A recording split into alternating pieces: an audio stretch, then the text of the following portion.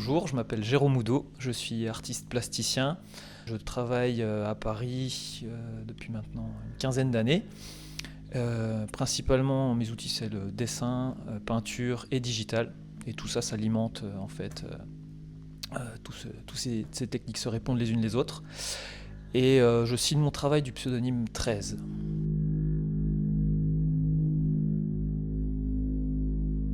Alors, mon travail en 3 mots, je dirais introspectif, déstructuré et pour finir, expressif.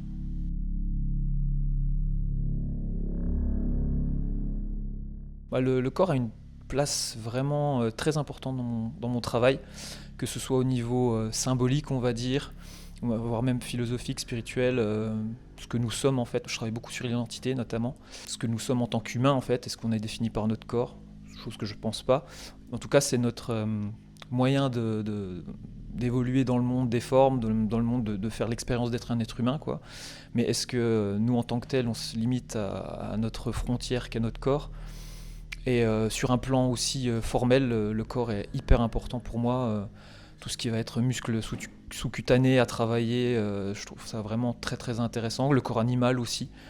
Non, ça a vraiment une place centrale dans mon boulot.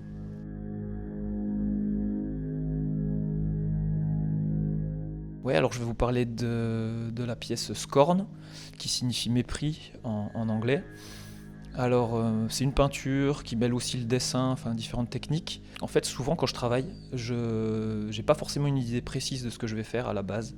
Donc là, j'avais cette idée de confronter encore une fois, comme ça se fait beaucoup dans mon travail, le géométrique et l'organique, les lier, voire même les faire se collisionner, en quelque sorte. Et j'avais cette idée d'un personnage un ou plusieurs personnages, de nombreux pieds, bras qui sont intégrés dans une espèce de parallélépipède qui fait un peu bloc.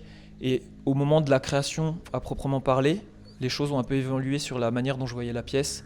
J'ai d'abord vu, le personnage prenait un peu une attitude, c'était pas volontaire, un peu hautaine. Je trouvais un peu comme un roi qui paraderait dans un costume un peu grotesque. Et j'aimais bien cette idée, donc j'ai poussé dans cette direction. J'ai rajouté le personnage qui se trouve en haut à droite, un peu comme un mendiant qui viendrait supplier à son seigneur, mais un dédain absolu. Le personnage trace son chemin sans s'en préoccuper. Et ce qui est marrant, c'est que plus tard, après avoir fini la pièce, je pense qu'il y a un sens plus profond qui est apparu. Un sens qui m'avait échappé, parce que j'aime vraiment, quand je crée, laisser les parents conscientes prendre le pas sur la création.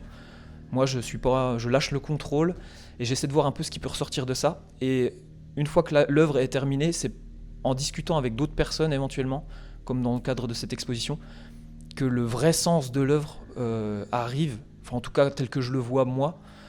Je ne veux pas l'imposer non plus, que tous les discours peuvent être intéressants autour de mon travail, parce qu'il reste assez cryptique, assez symbolique, on peut y voir plein de choses. Mais là, en fait, on m'a dit, ça me fait penser à la guerre. Et là, en fait, ça m'a sauté au visage, d'où les événements, liés aux événements actuels, quoi, guerre en Ukraine, ce qui se passe à Gaza, etc. Alors que c'était absolument pas ce que je percevais au moment de la création, mais ça me semble être une évidence, quoi. Le personnage, maintenant, je le vois comme une espèce de char d'assaut qui avance, c'est le bruit des bottes en fait qui avance, tous ces pieds qui sont brisés, un peu les soldats en fait qui vont à leur mort, quoi. Et c'est très noir, très sombre, c'est pas forcément ce que je visais au départ, mais en fait je pense que ces événements actuels m'ont bien plus touché que ce que je croyais, et ça naturellement en fait c'est ressorti, et c'est vrai que maintenant c'est une vision que j'ai de cette œuvre, c'est lié à ça, quoi, clairement.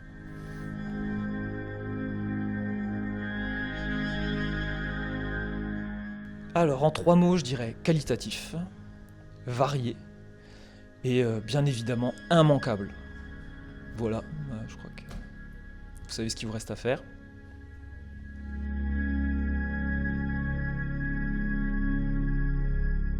Alors, il y a vraiment beaucoup d'œuvres que j'apprécie dans cette exposition, mais je vais parler plus particulièrement de l'œuvre Turbulence de Jean-François Bouron. Pour la simple raison que déjà c'est un ami de longue date, et il a travaillé cette pièce sur un tirage photo argentique de Louise Dumont, qui fait aussi partie de l'expo, et qui est aussi une amie de longue date. Et je suis vraiment ultra fan de leur boulot respectif. Et je trouve que l'œuvre a été choisie en plus pour présenter en premier lieu l'exposition, donc sur cette thématique du corps, et je trouve que ça fonctionne vraiment super bien. Et vraiment, ouais, c'est une œuvre que je trouve saisissante et qui est la combinaison du travail de deux artistes dont j'aime vraiment particulièrement le boulot.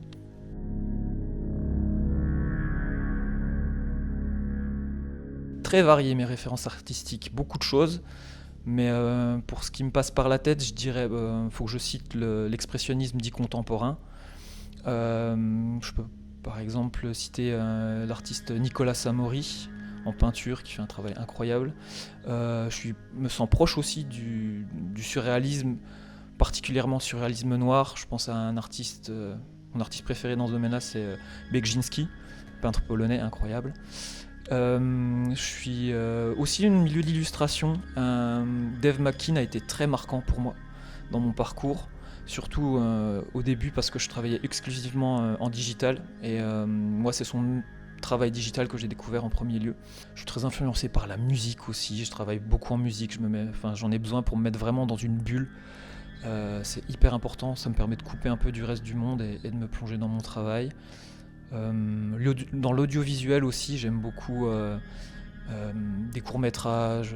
Il y a des artistes comme les frères Quay qui ont fait des courts-métrages en stop-motion qui sont absolument incroyables. Et grosse référence aussi pour moi, Adam Jones, guitariste de Tool, qui a fait tous les clips du groupe, qui est hyper fan du travail des frères Quay, et ça se ressent aussi. Et j'adore ce qu'il a fait pour ce groupe.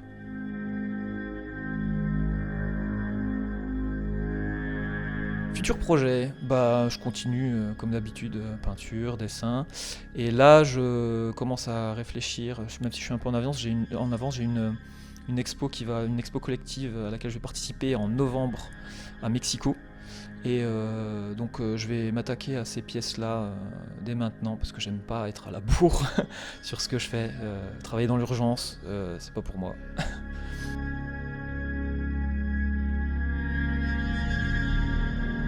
La création, c'est vraiment pour moi le truc fondamental, le plus important dans ma vie. Est-ce que j'ai réellement d'autres passions? Je sais pas, mais j'aime faire d'autres choses. De là à appeler ça des passions, je parlais de la musique. Alors je suis pas musicien, mais j'adore aller au concert, festival. Qu'est-ce que je fais en dehors? Cinéma, lecture, passer du temps avec mes amis. Ouais, voilà, ce genre de choses. Mais réelle passion, non, ça tourne vraiment très souvent autour de la création.